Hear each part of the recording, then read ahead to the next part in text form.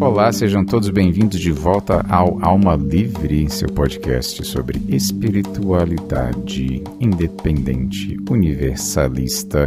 Aqui quem vos fala é o João e hoje eu quero falar sobre o assunto do silêncio desconfortável. O título desse podcast vai ser o desconforto do silêncio, desconforto ali entre parênteses, né? Como é que a gente pode pegar esse suposto desconforto e transformar em conforto?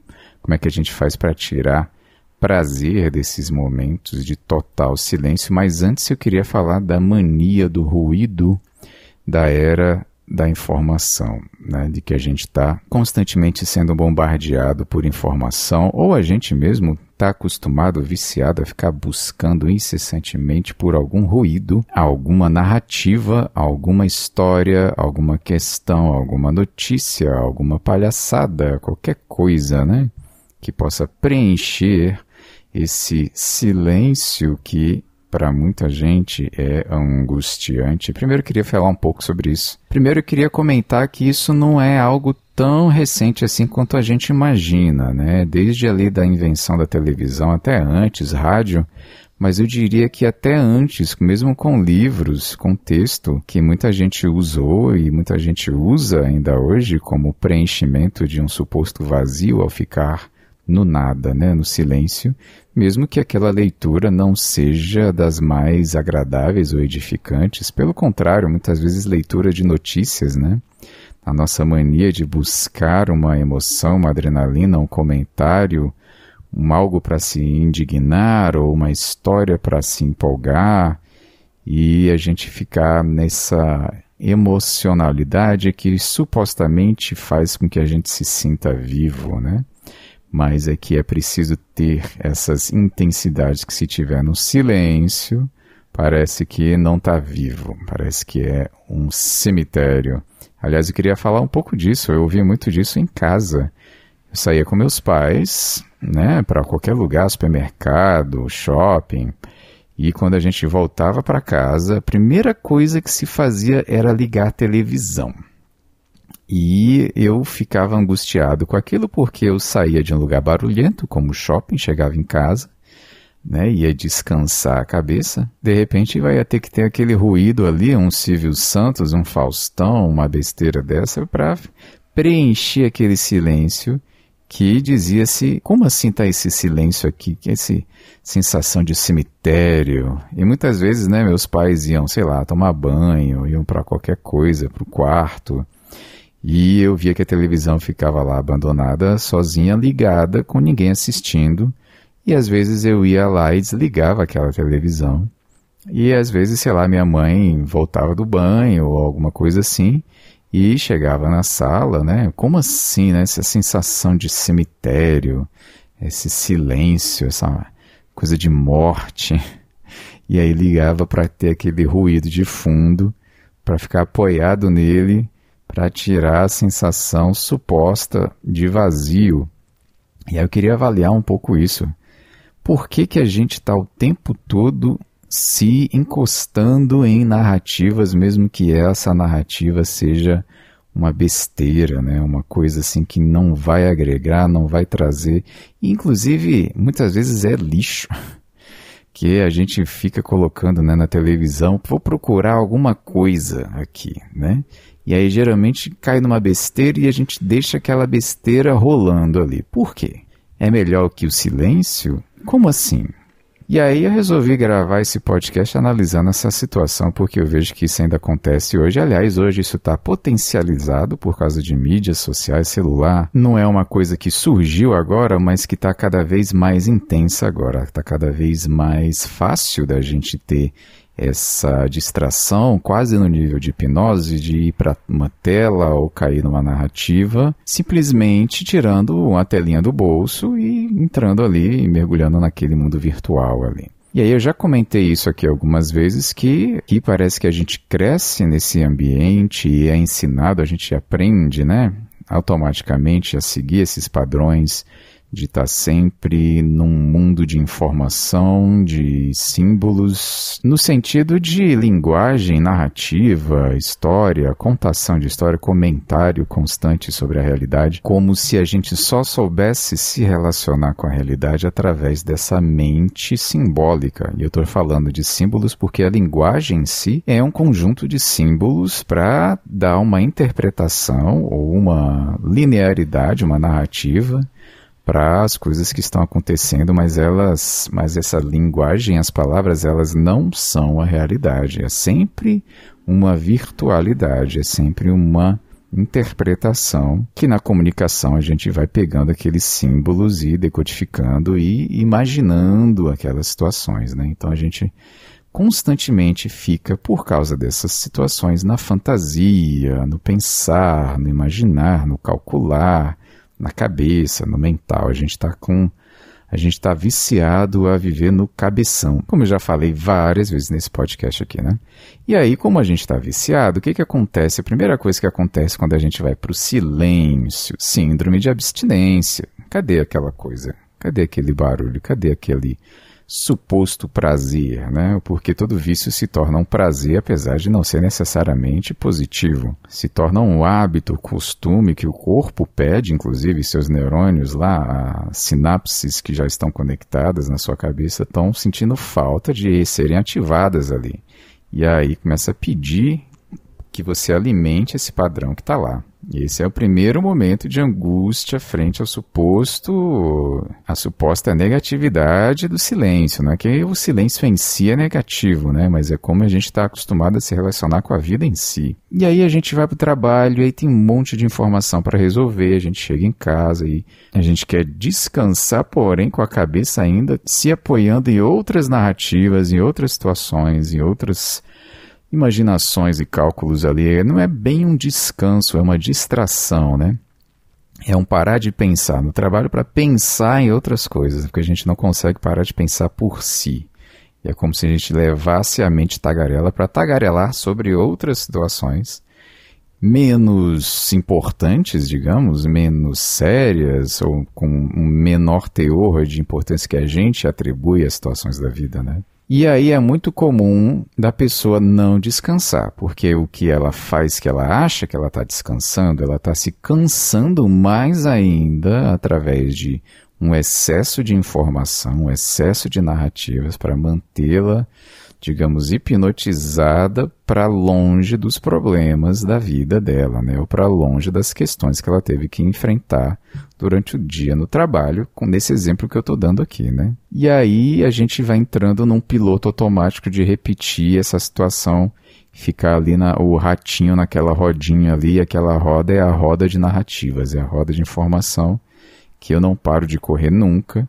O sono parece que não descansa tanto assim, e aí a gente vai emendando um dia atrás do outro e muitas vezes sem conseguir solucionar várias questões da vida, por estar nesse ruído constante, nessa aceleração de informações, que no fundo é uma fuga para a gente não sentir, não encarar aquilo que é desconfortável. E aqui eu vou entrar nesse segundo ponto. Que desconforto é esse de ficar no silêncio, sozinho, sem fazer nada? Que dificuldade é essa de meditar por causa dessa insatisfação de ficar no silêncio? Uma das primeiras coisas que acontece para a pessoa que tenta entrar nesse silêncio e ficar com ele e não fugir, é que começa a surgir um tribunal mental contra si mesmo. Começa a entrar ali uma narrativa negativa, porque a gente está acostumado já com a negatividade de notícia, de julgamento de pessoas na internet, no Instagram, nas mídias sociais, de comentários sobre o que está errado, o que deveria estar certo e que não está, o que era para estar sendo feito e não está sendo feito, etc. De novo, na nossa tagarelice mental, né? E aí, quando a gente vai finalmente para o silêncio, isso começa a se virar contra a gente, né? A gente começa a perceber a nossa realidade ali. E aí vira um tribunal. A primeira coisa que provavelmente acontece é a pessoa parar e pensar: por que que eu estou sozinho? Eu não deveria estar sozinho. E aí como se o sozinho fosse uma deficiência. E aí esse sozinho começa a virar solidão. porque ela começa a imaginar sobre pessoas que não estão sozinhas ou estão fazendo alguma outra coisa em algum outro lugar ou com alguém, e eu não estou fazendo isso, né? É o famoso, a grama verde do vizinho começa a gritar na cabeça da pessoa ali, que hoje em dia o pessoal tem chamado sobre o FOMO, né? O Fear of Missing Out, que é basicamente o medo de estar perdendo, de não estar fazendo algo que deveria estar fazendo, né? E aí a gente começa a se chicotear, a se colocar para baixo, numa interpretação negativa da realidade, e vestir umas lentes escuras sobre a presença silenciosa no aqui e agora. E aí, se a gente está querendo realmente desacelerar a cabeça, sair desse barulho, desse ruído, a primeira coisa é encarar esse suposto desconforto inicial, que tem mais tendência de ser uma crise de abstinência, de você estar querendo correr para voltar a realizar os hábitos que você já está acostumado a fazer, e ficar com aquilo por um tempo maior, e também aprender a degustar, apreciar essa sua própria companhia no silêncio. Mas antes de entrar nessa parte, eu quero comentar um pouco essa questão do sozinho. Por um lado, o ser humano evoluiu como animal social mesmo. A gente realmente busca conexões, busca se sentir parte de algo, parte de um grupo, de estar num relacionamento. Isso é natural da humanidade. Nós, como bichos que somos, nós somos seres sociais, isso faz parte da nossa sobrevivência, da nossa evolução, e isso faz parte até da nossa genética, né, do nosso DNA, essa tendência de convivência em sociedade. É muito difícil para um ser humano sobreviver 100% sozinho, nós somos seres sociais mesmo. Porém, o problema é quando isso se torna uma dependência, no nível de eu só existo em função dos outros, no nível de se não tem uma conexão, uma comunicação acontecendo aqui e agora, significa que a minha existência está em xeque, significa que eu estou errado, que eu sou errado de alguma forma,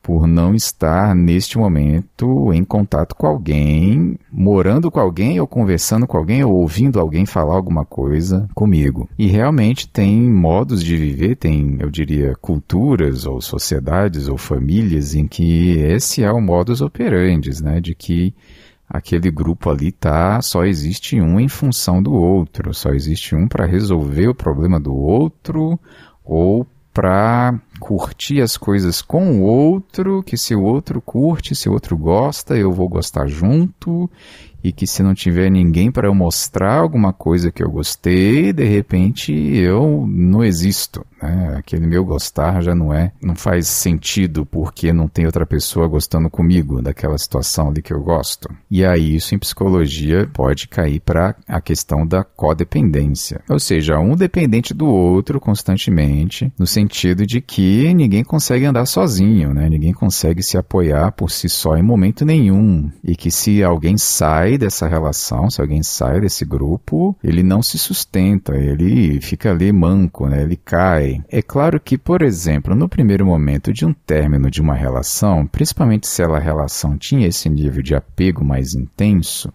de codependência ou de fazer tudo junto, quando você for fazer suas primeiras coisas sozinho ou sozinha, vai dar essa sensação de estranhamento, de como assim eu estou sozinho fazendo isso, né? Como assim eu estou nessa situação sem essa companhia? Mas como eu falei, foi um hábito desenvolvido, até no nível cerebral, neuronal, que a gente se acostumou e o organismo pede aquilo como o caminho mais fácil que o seu cérebro já está acostumado a fazer. E o diferente geralmente é mais difícil, mais estranho, desconfortável de começar uma nova atividade numa situação que não é mais aquela que você vivia antes. E o negócio é a gente conseguir sentar com isso, não sair correndo para tentar arranjar outra relação desesperadamente porque eu tenho uma falta.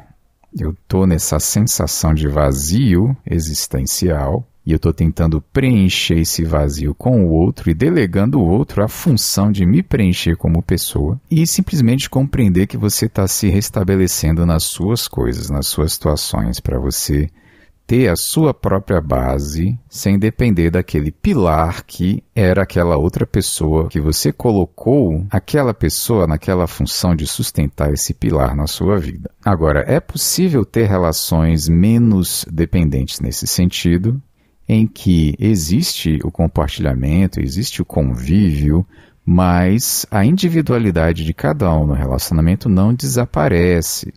As atividades que cada um gosta de fazer, às vezes sozinho ou sozinha, não é uma ameaça para a intimidade daquelas pessoas. Não é algo negativo alguém naquele relacionamento, de repente, fazer um hobby, fazer alguma atividade que não vai necessariamente sempre envolver o casal, não vai necessariamente sempre ter os dois juntos fazendo tudo o tempo todo, como se fosse uma obrigação estarem sempre dividindo todas as situações da vida. É inclusive enriquecedor para um relacionamento quando alguém tem algum interesse fora daquele relacionamento, interesse no sentido de hobby, ou de estudo, ou de realmente buscar informação, ou buscar um curso, ou buscar uma espiritualidade, ou buscar qualquer coisa que vai enriquecer aquela pessoa e depois aquela pessoa pode trazer e compartilhar aquilo com o parceiro ou parceira, e essa pessoa vê que realmente tem um conteúdo ali que a pessoa está trazendo e compartilhando nesse relacionamento, né? E você se interessando por aquela pessoa, apreciando aquela pessoa, vai reconhecer aquilo como positivo, agradável e até desejável no relacionamento, que a pessoa tenha o crescimento pessoal dela independente de você. E você conseguir enxergar a pessoa nesse processo dela, inclusive, vai aumentar ou, digamos, até prolongar a sua admiração daquela pessoa ao longo dos anos nesse relacionamento. Agora, voltando para essa prática quando você está realmente sozinho, e eu vou precisar desenvolver essa consciência do aqui e agora silencioso, eu comigo mesmo, não desagradável. O que acontece é que a gente, como eu falei, né, inicialmente na nossa cultura, nessa cultura da informação, do bombardeamento constante de mídias, nós somos incentivados a não estarmos em silêncio, para que a gente possa estar sempre satisfazendo a cota de venda ou de amostra de propagandas que aquela empresa tem que mostrar para a gente, e a gente quer que a gente volte ali constantemente, porque nós somos o produto que está sendo vendido para as empresas que estão pagando essas mídias para mostrar propaganda para a gente. Então, quem está sendo consumido nessa história muitas vezes somos nós, para dar dinheiro para essa galera. Se a gente quer desenvolver isso, a gente precisa ter essa intenção e essa vontade, esse direcionamento de querer realmente exercitar, fazer exercícios de degustação da realidade do aqui e agora. Aprender a retirar prazer do momento presente. Já comentei aqui algumas vezes sobre isso nesse podcast, sobre práticas de atenção plena. Hoje eu quero falar sobre uma prática um pouco diferente. Fica comigo aí. Mas é como aprender degustação de qualquer outra coisa. A degustação de vinho, por exemplo. Se você não pegar as instruções, você não ouvir falando, indicando, apontando o que você pode sentir naquele vinho, quais são as nuances de cor, de sabor, de cheiro.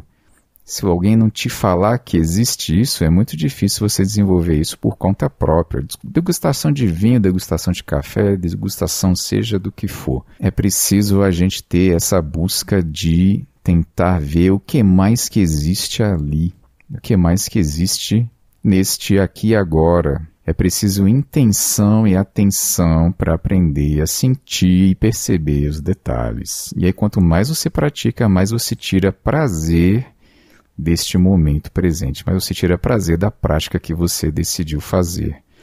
Mais você tira prazer do sentir o aqui e agora, além das narrativas mentais, além desse apoio constante da fantasia, do comentário, do julgamento. Então, a prática de atenção plena diferente que eu queria trazer para vocês aqui se assemelha um pouco com a questão da gratidão.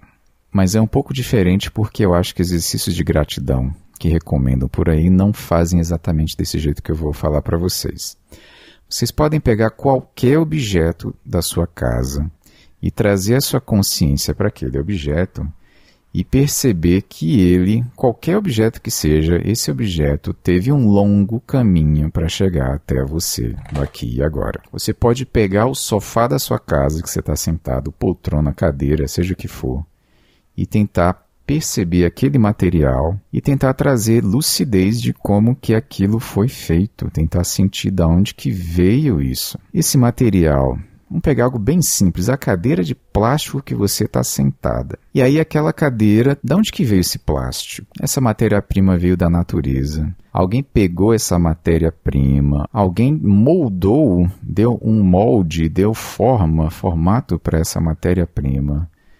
Alguém ali parafusou, pegou o metal, pegou o plástico, colocou tudo junto, teve o transporte da matéria-prima, transporte da cadeira finalizada, da loja, para chegar até você.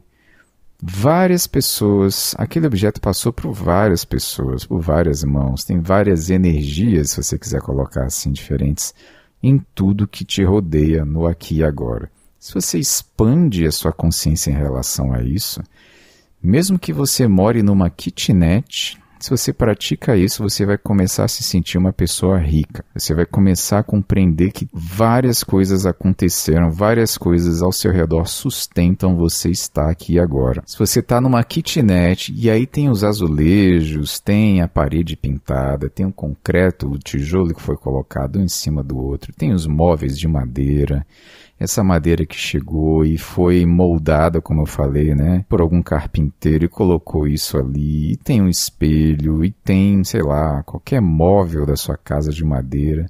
Você pode estabelecer esse contato de sentir de onde que aquilo veio, perceber que teve todo um processo de modificação desse objeto para chegar até você e finalmente ele está ali te servindo. E aí essa é a minha sugestão de degustação dos objetos, do momento presente, da situação atual. E aí quando você consegue expandir isso cada vez mais, em vez de você focar num objeto só, você começa a trazer essa intenção de sentir o aqui e agora todo em si, o ambiente por completo, você percebe que tem todo um fluxo do universo sustentando a vida presente do seu aqui e agora, de você sentadinho aí na sua kitnet, na sua cadeira de plástico. Tem toda essa riqueza, todo esse movimento de vida, trazendo tudo isso para você e sustentando a sua existência no aqui e agora. E esse exercício é interessante porque é muito fácil a gente perder de vista, se acostumar com o que a gente tem e não dar mais valor para aquilo porque já está ali mesmo, a gente já ignora depois de já ter curtido, digamos, a gente comprou a coisa, a gente está curtindo, passam alguns dias, de repente entra no piloto automático, a gente já nem percebe mais aquele objeto, aquela coisa na vida da gente. Então é interessante fazer esse tipo de degustação, esse tipo de apreciação do momento presente, para a gente cada vez mais lembrar que existe todo um conteúdo ao nosso redor, que a gente pode estar ignorando, buscando picos de prazer sobre situações inusitadas, notícias incríveis ou notícias escabrosas, que possam nos dar alguma sensação de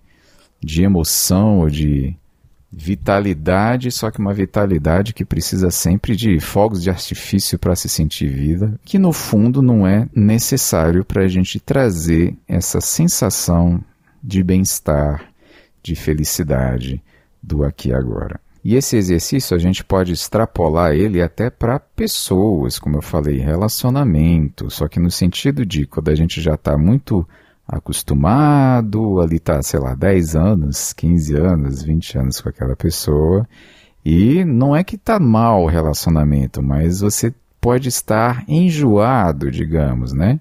Será que você não está colocando de novo nesse lado do garantido, de já estou acostumado mesmo, já está ali mesmo e é mais uma coisa que está no automático e eu não estou olhando porque está sempre ali e eu não percebo mais, não valorizo mais, não sinto mais essa origem desse relacionamento, de onde que viemos para chegar aqui onde a gente chegou, o que significa a gente estar aqui nesse aqui agora depois de tantos anos juntos, né? O que é esse movimento? Claro que pode acontecer de realmente as pessoas terem mudado ao longo dos anos, o relacionamento ter se desgastado e ser necessário mesmo terminar. Essa seria uma outra questão, né? Mas pode acontecer que nem eu estou falando, que realmente não tem um problema, não tem um desgaste, e o desgaste que tem é uma possível indiferença. E como que a gente trabalha contra essa indiferença? Com essa proposta que eu estou fazendo de atenção plena, de valorização dos momentos, dos pequenos momentos da vida, que tem muito mais conteúdo do que a gente imagina, que a gente pode tirar dali muito mais prazer do que a gente está aproveitando tirar. Então é essa sugestão que eu deixo para vocês. Vamos tentar cada vez mais sentir esse momento presente, trazendo essa consciência de como as coisas chegam para a gente. Dizem, inclusive, que esse é um exercício para trazer riqueza, né? Que é um exercício de prosperidade, de você começar a já reconhecer esse valor das coisas, de você já se sentir rico, de certa forma, e aí você pode ir destravando outras riquezas, porque você está nesse fluxo, nessa energia da riqueza, na sua vida, mas no fundo é que você já começa a se sentir rico antes da riqueza aparecer, né, de certa forma. É como se você tirasse a negatividade ao redor dessa coisa e trouxesse algo que alimenta isso e coloca essa energia, e às vezes o fluxo flui para a gente se positivar nesse sentido. Não que a gente vá ficar rico, vou fazer isso para ficar rico, mas a gente fica com a mente um pouco mais saudável, enxerga as coisas melhor, soluções melhores começam a aparecer, a mente fica mais desanuviada, a gente começa a brigar menos com a realidade das coisas, e isso tudo vai convergir, às vezes pode convergir de realmente, ok, encontrei um emprego melhor, encontrei um meio mais interessante de seguir a minha vida, e isso melhorou minha vida de certa forma. Mas não é uma fórmula mágica, porque são vários elementos que vão se modificando quando a gente faz essa prática, que podem fazer com que a nossa vida vá melhorando ao longo do tempo, enquanto a gente continua, né, dar uma consistência para essa prática com frequência diária. Então eu deixo essa sugestão aí para vocês, e por hoje é só. Um abraço, até a próxima.